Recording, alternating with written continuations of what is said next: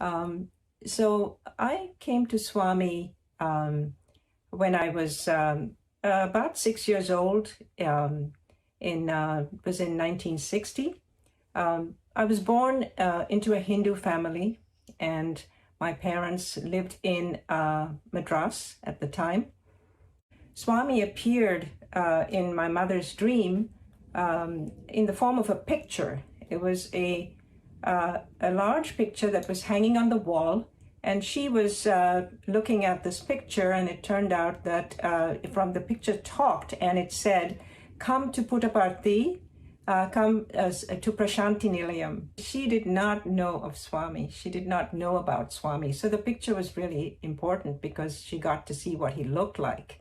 You know, this person who was appearing in the dream had this hair, head of hair, and the orange robe, a very young person. And he had his hand held up in the form of a blessing. And he was basically letting her know that she should come visit. So this was, it was very interesting. And we got to Swami's ashram at it was around dusk. It was around 6-ish, 5, 6-ish. And the bhajans had just ended. And we were told to just go inside and just find a tree that you're comfortable sleeping under, and, you know, put your things down. There were hardly any rooms at the time. There was a row of what we call flats, you know. We were getting ready to go to bed, and somebody walks over to my mother, and it turned out to be Mr. Kasturi. And he called my mother by her name, which was Prasanthi. And he said, "Is your name Prasanthi?" And she said, "Yes." And he said, "You know, Baba has sent me to welcome you to the ashram."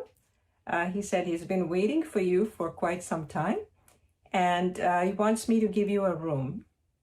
So my mother was completely confused. She said, "How did this strange person know my name, where I was coming from?" And he also spoke to her in the language that she was familiar with, which is the language from Kerala, which is Malayalam. So this was all very confusing to her. And she said, "How did Baba know my name?" And guess what Kasturi's answer was? He said, "Baba knows everything." He knows everything about you, about me, about everything. And he said, "Welcome to Swami's avatarhood." Anything else you remember from the 60s when you were a child? The other thing he did tell us was about Prema Sai, if I may just mention that. In one of our interviews, he said he created this, we call it the Vishvarupa, which is a picture of Vishnu, and in the picture there's Shirdi Sai Baba, Sathya Sai Baba, and there was a blob at the bottom. There were no features in it, just a sort of a mass of hair. And he showed us the pendant, and he said, "So this is Shirdi," and then he said, "This is me," pointing to himself. And then he said, "This third one here that has nothing on it, no features, that's Prema Sai Baba." This was in 1964. We had never heard of Prema Sai Baba. This was in our interview. We were the little ones at the time. We said the children will get to see him. And he said, "Prema Sai is coming after me."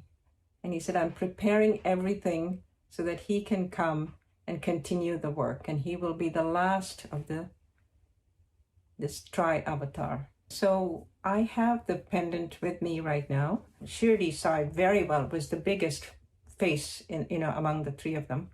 Sathya Sai Baba was, you could tell that was Swami, but the Prema Sai was blank. There was nothing on the face. But we've seen over time that there are some spots on it, and what looks like a head of hair and some facial features. But he said the face will be fully formed when he is born and takes avatarhood. He said they won't be very clear, but you'll see that there's some sort of the appearance of eyes and a nose, and the face will start to take shape and form So we have seen some things actually come up on the in that space, but it's not, to me it's not yet a fully formed face, but we're seeing some activity there.